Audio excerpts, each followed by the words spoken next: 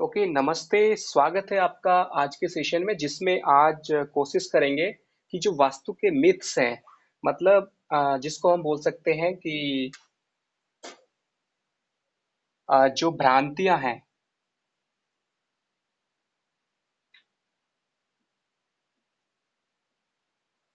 Okay, भ्रांति मतलब myths जिसको हम बोलते हैं। तो अभी जो मैं आपको कुछ एग्जांपल्स बताऊंगा, उसके अलावा अगर आपका कोई क्वेश्चन है तो आप अपना माइक्रोफोन को अनम्यूट करके क्वेश्चन पूछ सकते हैं। और अगर मेरी आवाज आपको अभी नहीं आ रही है तो वो भी बता सकते हैं, क्योंकि मैंने अपना हेडफोन आज चेंज किया है। और आप बता सकते हैं कि मेरी आवाज अगर नहीं आ रही है तो शुरू करते हैं आज का ये सेशन। सबसे पहला पॉइंट है जो कि वास्तु के बारे में, number one,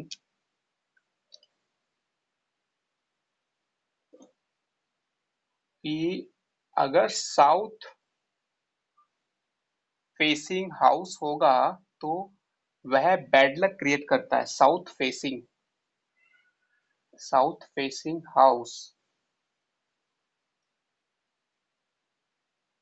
create bad luck.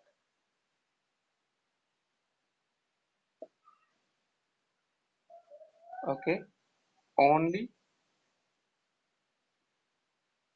East facing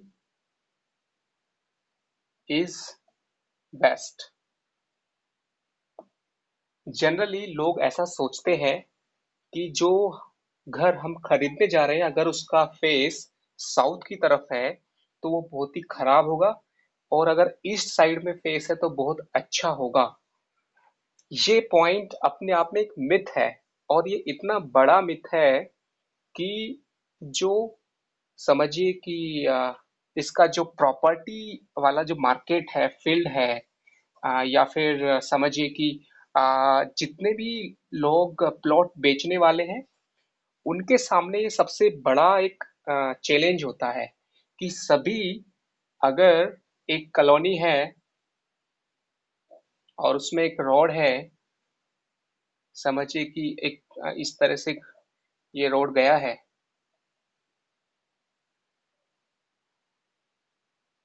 और इसमें ये ईस्ट है, north, south, waste and south. एक कॉलोनी है रफली, और उसके अंदर सबसे पहले तो लोग बोलेंगे कि हमें इन चारों जगह पे, यहाँ पर बहुत सारे समझिए कि बने हुए हैं, और इसके अंदर भी एक गली है बीच में, और इनमें से अ, इस तरह से प्लॉट है जिनका फेस ईस्ट की तरफ है। तो मेरे कहने का मतलब है कि अगर आप अपने लिए प्लॉट या मकान खरीदने जाएंगे तो सबसे पहले आप बोलेंगे कि हमें नॉर्थ ईस्ट वाले कॉर्नर में मकान दे दो, क्योंकि ये टोटल कॉलोनी का सबसे अच्छा डायरेक्शन है। उसके बाद भी उसके अंदर क्या देखेंगे कि जो फिर से नॉर्थ ईस्ट पकड़ेंगे कि ये वाला दे दो, और ये ईस्ट फेसिंग है। तो ये एक ट्रेंड है, ये एक ट्रेंडिंग है। एक बात सही है कि अगर आपका मकान यहाँ पर है और इसका फेस ईस्ट की तरफ है, इसकी जो वैल्यू है और इसकी जो वैल्यू है, अगर बाकी का कोई ऑब्स्ट्रक्शन नहीं है, और इसके चारों तरफ भी या तीन तरफ सामने की तरफ कोई ऑब्स्ट्रक्शन नहीं है, तो इसका भी इम्पोर्टेंस वही होगा जो इसका है। लेकिन फिर भी लोग इस डायरेक्शन में लेना पसंद करते हैं। तो कुल मिलाकर इसका एक एग्जाम्पल है कि जो अमिताभ बच्चन, उनका जो मकान है दैट इज साउथ फेसिंग, मतलब ये मेन रोड है, और यहाँ पर साउथ डायरेक्शन में उनका घर का दरवाजा है, मेन गेट है। जनरली वास्तु में कहा जाता है कि साउथ फेसिंग मकान का मतलब उस घर में गरीबी आएगी, पॉवर्टी होगी, प्रॉब्लम आएगी, बैड लक, बहुत सारी चीजें होती हैं। तो आप इस मिथ को दिमाग से निकाल दे कि कोई घर का अगर साउथ की तरफ को फेस है तो वो बैड लक लेके आएगा। सबसे प्राइम फैक्टर ये है कि ये चीज असर डालती है। लेकिन अगर किसी इंसान की कुंडली में, मतलब जो घर का मालिक है या घर के ज्यादातर लोग उसमें भी आ सकते हैं, अगर समझिए 5 मेंबर्स में से 2 या 3 के भी है, या फिर एक भी इस तरह का है, तो उसके लिए वो अच्छा हो जाएगा। ओके। दूसरा चीज, जो मैंने बताया था कि साउथ का मतलब होता है मंगल और वेस्ट मतलब शनि। तो मंगल की तरफ यानी साउथ की तरफ अगर फेस है किसी मकान का, और उस घर में कोई इंसान जिसका मंगल योग कारक है, केंद्र और त्रिकोण का मालिक है, तो उसके लिए बहुत अच्छा रहेगा। और दूसरी बात, साउथ फेसिंग घर के लिए आप रेमेडी ये कर सकते हैं कि वहां पर सनलाइट आना चाहिए। अगर समझिए कि घर ऐसी जगह पर आपने फ्लैट लिया है या ऐसा मकान है जहां पर वो मकान ईस्ट फेसिंग है, लेकिन सनलाइट नहीं आ रहा है ठीक से, तो इसके ईस्ट फेसिंग होने का कोई फायदा नहीं है। तो आपको हमेशा फंडामेंटल रूल याद रखना है। जो 5 एलिमेंट हैं वो आपको चेक करना है, चाहे किस दिशा में भी मकान होने दो। ये मैंने आपको बताया था स्टार्टिंग में। दूसरा point, number 1 is 5 element. Number 2, जो घर के अंदर मीन्स घर का जो लोग हैं उनका जो आपस में प्यार है, कनेक्टिविटी है, वो मीन्स कंबाइंड कंबाइंड और कलेक्टिव संस्कार। जो घर के लोगों का कंबाइंड कलेक्टिव संस्कार है, आपस में उनके विचार हैं, वो अगर बहुत अच्छे हैं तो घर के वास्तु दोष खत्म होने में बहुत बड़ा योगदान है, पूरी तरह खत्म 5 एलिमेंट से काफी हो जाएंगे। उसके बाद दूसरा रोल होता है संस्कार का। संस्कार मतलब घर के लोगों का जो आपस में कोऑर्डिनेशन है, सामंजस्य है, प्यार है, वो बहुत अच्छा होना चाहिए। और इसके अलावा मैंने आपको बताया था कि जो कोई भी मकान होता है उसके अंदर यहाँ पर केतु, गुरु, केतु मूव करता है चक्रा के अकॉर्डिंग, और राहु यहाँ पर है। ये केतु है, ये ईस्ट, नॉर्थ, साउथ, वेस्ट। सबसे इंपॉर्टेंट पॉइंट मैंने बताया था कि अगर घर के लोग का आत्मा, मन, आपस का प्यार ज्यादा है, तो इस वास्तु पुरुष, जो वास्तु पुरुष इस डायरेक्शन में रहता है, उसका जो सबसे बड़ा जो वास्तु एनर्जी है वो सबसे ज्यादा होगा। मतलब ये समझिए कि घर का नॉर्मल वास्तु से इसका फिजिकल स्ट्रेंथ बढ़ेगा, बट वास्तु पुरुष का जो मेंटल स्ट्रेंथ है, स्पिरिचुअल स्ट्रेंथ है, वो घर के वास्तु से नहीं आएगा। उससे फिजिकल स्ट्रेंथ मतलब घर के अंदर जो एलिमेंट वाला स्ट्रेंथ है वो तो बढ़ जाएगा, बट वास्तु पुरुष आपके लिए भाग्यशाली रहे, आपके लिए हमेशा शुभ रहे, ऑस्पिशियस रहे, वो तब होगा जब घर के लोग उस मकान में, उस मकान के साथ उनका जुड़ाव हो और आपस में सभी लोग प्यार से रहें। इसके एग्जाम्पल्स क्या है, जैसे कि एक ही मकान में अलग अलग समय पर अगर अलग अलग फैमिली रहती है, एक फैमिली उसमें बहुत ही लकी रहती है और एक फैमिली अनलकी रहती है, तो उसका रीजन है कि फैमिली मेंबर्स का प्यार। तो ये नंबर 1 हो गया फेस के बारे में। Myth number 2, myth number 2, kitchen हमेशा, kitchen must be in south east. ऐसा बोला जाता है कि अग्नि कोण में ही किचन होना चाहिए। ये एक मिथ है। सबसे अच्छी बात क्या है कि अगर आपका ये कोई भी मकान है इसमें नॉर्थ, ईस्ट, साउथ, वेस्ट, इस कोण को छोड़कर यहाँ पर नहीं ठीक रहेगा। बाकी ये बेस्ट है, ये नंबर 2 और ये 3। किचन के लिए आप इस ड्राइंग को याद रखें हमेशा। दिस इज बेस्ट,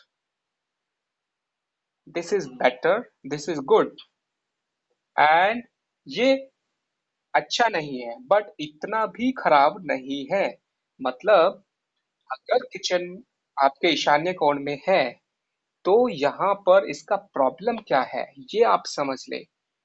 कोई भी रूल वास्तु में जो बनता है वो इसलिए बनता है क्योंकि हवा का जो डायरेक्शन है वो आएगी तो यहाँ पे जो आपका स्मोक होगा वो पूरे घर में फैल सकता है।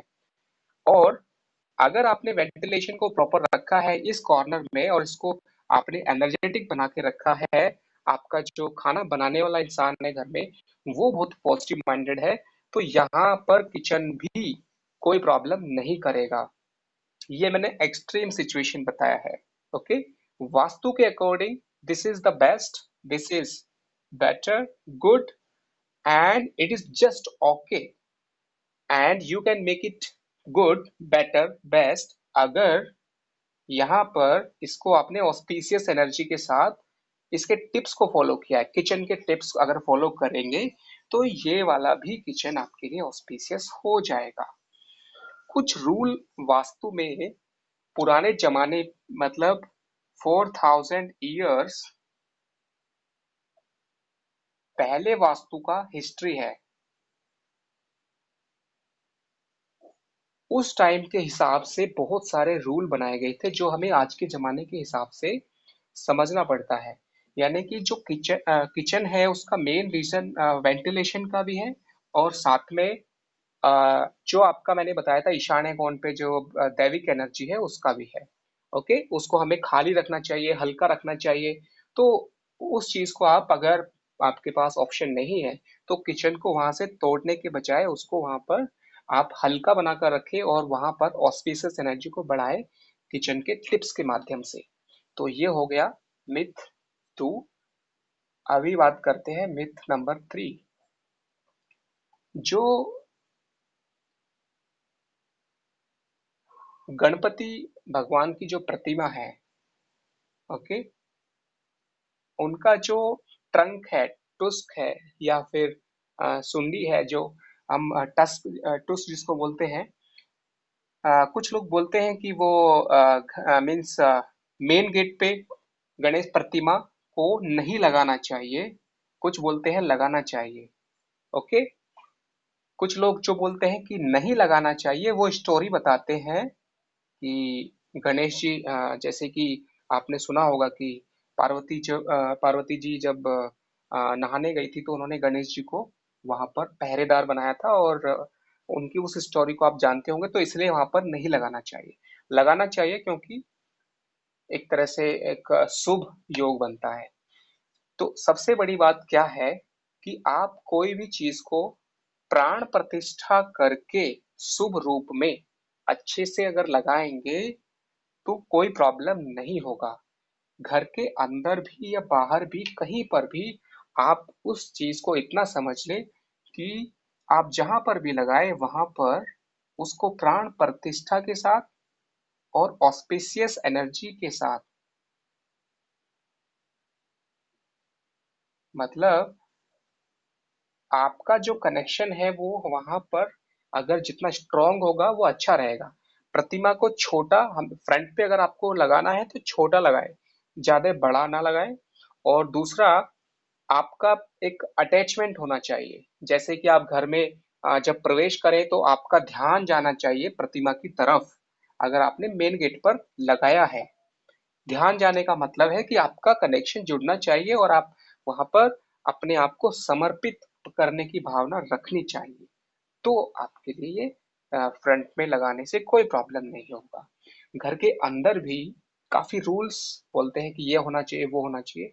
आप एक ही रूल याद रखें कि आपका अटैचमेंट, आपका एक श्रद्धा समर्पण होगा तो आप कहीं पर भी लगा सकते हैं। बाकी चीजें आप ज्यादा निगेटिव ना सोचे, क्योंकि वास्तुशास्त्र के अंदर सबसे बड़ी प्रॉब्लम आती है कि अगर आप लगातार रिपीटेडली नेगेटिव सोचते हैं किसी चीज के बारे में, रिपीटेडली निगेटिव,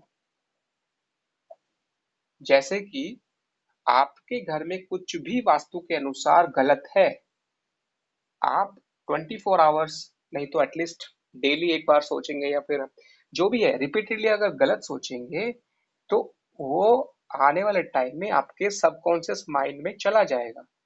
मतलब आपके दिमाग के ऊपर क्या होगा, आपको सपने दिखाई देंगे, कभी कभी आपको लगेगा कुछ भी प्रॉब्लम होगी तो आपको वही बात याद आएगी कि इस वजह से प्रॉब्लम है, या फिर कोई भी इंसान आके आपको बोल देगा कि ये है प्रॉब्लम इसलिए आपको ये प्रॉब्लम हो रहा है।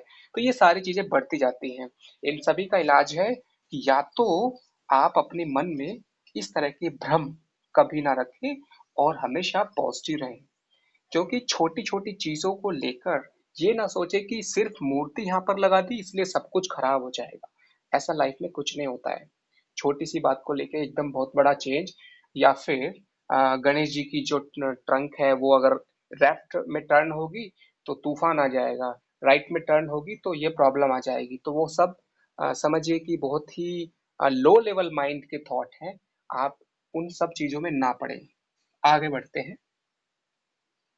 मिथ नंबर 4, जो स्टेयर्स होती हैं,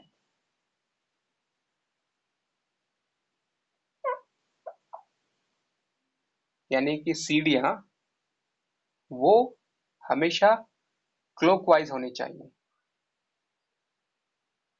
okay, this is also a myth.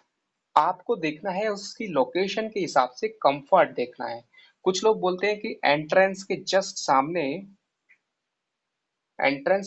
सामने स्टेप्स नहीं होने चाहिए, जबकि ऐसा नहीं है। एंट्रेंस के सामने स्टेयर्स होने के बहुत बड़े बड़े सक्सेसफुल एग्जाम्पल हैं। ओके, खास करके गवर्नमेंट ऑर्गेनाइजेशन या किसी ऑफिस या किसी ऐसी जगह पर जहां पर एंट्रेंस के सामने ही स्टेयर्स हैं और वो काफी अच्छे हैं, उनका कोई प्रॉब्लम नहीं है। सवाल ये उठता है कि कोई भी वास्तु के अंदर एनर्जी आपको किसी भी रूप में हिंड्रेंस क्रिएट करता है, वो आपको देखना है। अदरवाइज स्टेयर्स क्लॉकवाइज होना या एंटी क्लॉकवाइज होना, कुछ सिचुएशन में आपको देखना होगा कि वहां पर क्लॉकवाइज होने से कुछ आपको लिस्ट बनानी होगी, pros and cons. Pros and cons मतलब इसके फायदे और नुकसान। कुछ भी आप देखें वास्तु के अंदर एकदम, आप ब्लाइंडली नहीं बोल सकते सिर्फ क्लॉकवाइज स्टेयर्स ही अच्छा है या एंटी क्लॉकवाइज अच्छा है। उस जगह का आपको विजिट करना होगा, तब आपको बहुत सारी चीजें देखनी होंगी, तब आपको समझ में आएगा कि इसका आपको प्लस माइनस क्या है, तब आपको बताना होगा उसको। तो ऐसा नहीं है कि हमेशा आपने कहीं पे पढ़ लिया सुन लिया कि ऐसा होगा तो ऐसा होगा, ऐसा नहीं होता है। आगे बढ़ते हैं। Number 5, colour. किसी भी घर में किसी भी रूम के अंदर, समझिए कि आपके घर में 2 या 3 रूम्स हैं, और आपने कहीं पे सुन लिया, किसी ने पढ़ा दिया या फिर कुछ भी है कि इस रूम के अंदर अगर ये कलर नहीं होगा तो ये प्रॉब्लम हो जाएगा। तो आप कभी भी किसी भी वास्तु के रूल को प्रॉब्लम से ना जोड़ें, सिर्फ उसको एक बेटरमेंट सोचें कि अगर इस अग्निकोण पर रेड कलर का जो लाइट वर्जन है हल्के लाल रंग होंगे तो वो अच्छा होगा, ऐसा बोला जाता है, बट ऐसा नहीं है। इसका रूल आप इसको समझ सकते हैं कैसे। अगर न्यूली मैरिड कपल है, न्यूली मैरिड कपल, उनके लिए कलर वो कहीं पर भी है, उनके लिए कलर हमेशा रेड कैटेगरी में जो भी कलर होता है, this gives martial energy, very positive, and this is good for newly married couple. Okay, kitchen इस एंगल पे वो होना चाहिए, वो होना चाहिए, ऐसे करके वास्तु में बताते हैं, बट ऐसा नहीं है। आपके इस्तेमाल के ऊपर डिपेंड करता है। अगर आपको कोई मेडिटेशन के लिए कोई जगह बनानी है तो आप उसको लाइटेस्ट लाइट रखें, एकदम वाइट जैसा दिखे और उसके अंदर हल्का सा शेड कोई भी येलो और रेड और ब्लू कोई भी शेड दे सकते हैं मेडिटेशन के लिए। अगर आपको कोई समझिए कि क्रिएटिविटी लेके आनी है, जहां पर बच्चों के लिए कुछ बनाना है, तो वहां पर डार्क शेड दे सकते हैं। Okay.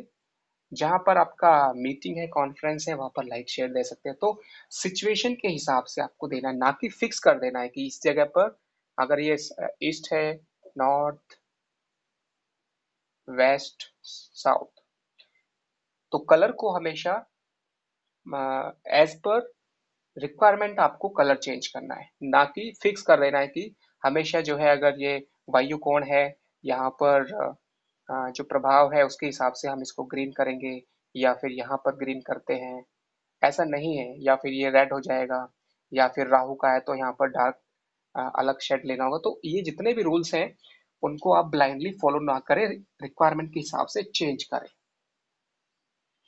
Next point, anything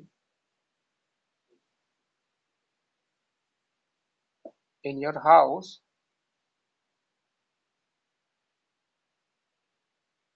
if wrong as per vastu,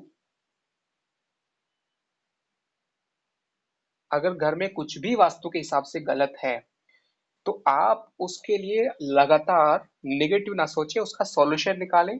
और सॉल्यूशन नहीं निकल पाता है तो आप उसकी कुछ रेमेडीज करें, बट रेगुलरली लॉन्ग टाइम तक नेगेटिव नहीं सोचना है। ऐसे ज्यादातर केसेस में होता है। ओके।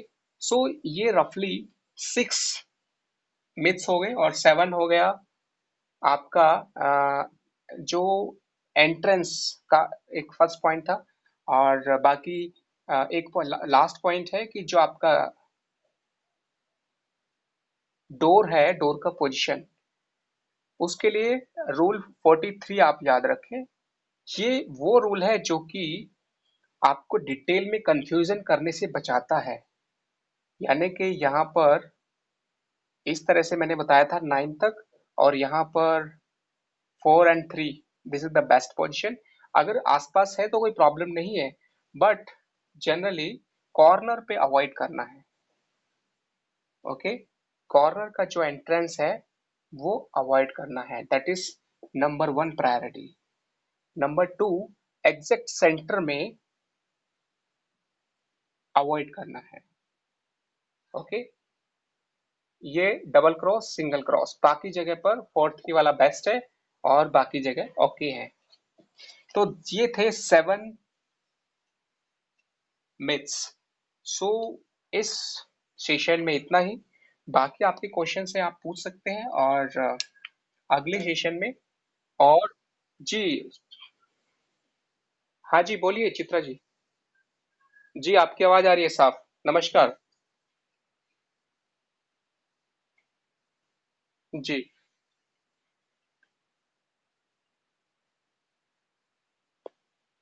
जी। जी, मैं सुन पा रहा हूँ, बोलिए।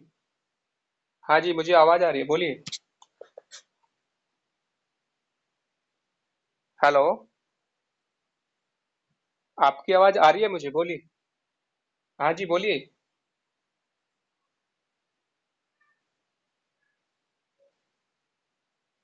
जी चित्रा जी, बोलिए, आवाज साफ आ रही है मुझे। जी, बोलिए बोलिए।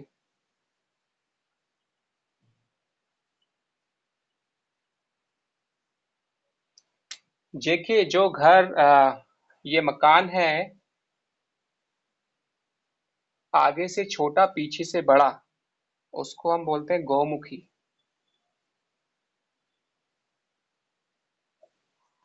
बेसिकली घर का जो शेप्स एंड साइजेस हैं, उसके अंदर आपको बस एक ही रूल याद रखना है। मैंने डिटेल में आपको जानबूझ के नहीं बताया क्योंकि ये एडवांस नहीं था कोर्स। इतना याद रखें कि कोई भी मकान इक्विलिब्रियम में होना चाहिए, मतलब उसका जो सेंटर है, उसके सेंटर के चारों तरफ एक सिमेट्री होनी चाहिए। सिमेट्री मतलब चाहे आप उसको एग्जैक्ट 6 डायरेक्शन, 7 डायरेक्शन कुछ भी बना दें, but it should be symmetric. चाहे वो स्क्वायर है, वो बेस्ट माना जाएगा। उसके बाद थोड़ा सा सिमेट्री इस तरह से ले सकते हैं कि वो लॉन्ग में आ जाए या फिर नॉर्थ साउथ लॉन्ग, इस तरह से, बट उसका लिमिट है। ओके, ये अगर 1 है तो ये 3 से ज्यादा नहीं होना चाहिए मैक्सिमम, क्योंकि लॉन्ग में उसका एनर्जी ड्रेन हो जाता है। तो जैसा कि चित्रा जी ने क्वेश्चन पूछा कि गौमुखी, तो वो मैंने बता दिया है कि गौमुखी अच्छा होता है, और उसका बाकी जो एलिमेंट्स है वो देखना होगा। बट गोमुखी में आपको याद रखना है कि जो फ्रंट है ये कभी भी, जो उसका पीछे, यानी कि अगर यहाँ पर 2 है और ये 1 होना चाहिए, मतलब ये 3 नहीं होना चाहिए। 3 का मतलब अगर यहाँ पे फ्रंट 5 फीट है, मीन्स 10 फीट है अप्रोक्सीमेटली, तो ये 20 होना चाहिए। 20 से ज्यादा होगा, बहुत ज्यादा डिफरेंस अगर होगा इस तरह से, ये समझिए 10 है और यहाँ पर 35 के आसपास ये हुआ, तो प्रॉब्लम हो जाएगा। मतलब सिमेट्रिक होना चाहिए, बैलेंस होना चाहिए। और इसका रीजन क्या होता है कि फ्रंट छोटा है और पीछे, अगर ये ईस्ट है, नॉर्थ, वेस्ट, साउथ, कोई भी घर अगर फ्रंट में छोटा है, इसमें बैक में बड़ा है, अगर वो सिमेट्रिक है, इक्वली जा रहा है, कोई प्रॉब्लम नहीं है, ये बहुत अच्छा होगा। ओके, बट अगर बहुत ज्यादा डिफरेंस जो मैंने पहले बताया वो नहीं होना चाहिए। इसका एक रीजन क्या है कि ये अच्छा क्यों होता है, इसके अंदर आप देखेंगे तो इसके अंदर ये एंगल बढ़ गया है इस दिशा में। ओके, बट अगर सिर्फ एक ही डायरेक्शन बढ़ेगा, ओके, एक ही डायरेक्शन बढ़ेगा, तो जो उसके सेंटर होगा, उस सेंटर से जो एनर्जी ट्रांसफॉर्मेशन होगा, वो एनर्जी सभी दिशाओं में इक्वली नहीं जाएगा, किसी पर्टिकुलर डायरेक्शन में ज्यादा जाएगा। और वो एनर्जी हो सकता है ईशान्य में चली जाए, हो सकता है वायु में चली जाए, हो सकता है फिर आपका जो नैऋत्य कोण है या फिर अग्नि कोण है। तो इतना याद रखें कि जो गोमुखी है, मकान है, उसके अंदर एक एंगल पे ज्यादा एनर्जी जाती है, और वो उस एंगल पे, समझिए कि आपने वहां पर थोड़ा ध्यान रखना होगा कि उस एंगल के ऊपर आपको ऑस्पिशियसनेस लेके आना पड़ेगा। नहीं तो हो सकता है कि वो आपका इस तरह से मकान हो जिसके अंदर ये ईस्ट है, नॉर्थ, साउथ, वेस्ट, ये एंगल पे अगर ज्यादा है तो ये गौमुखी है, इसको हम बोलेंगे अच्छा। लेकिन यहाँ पर अगर ज्यादा कौन बन जाता है, ज्यादा स्पेस आ जाता है, तो ये प्रॉब्लमेटिक होगा। ओके, तो ये सारी चीजें एडवांस कोर्स के पार्ट है, इसलिए मैंने ज्यादा नहीं बताया था। चलिए, इस वीडियो में इतना ही, बाकी आगे अगले सेशन में मिलते हैं। ओके, तो आपके क्वेश्चंस आप फिर से पूछ सकते हैं।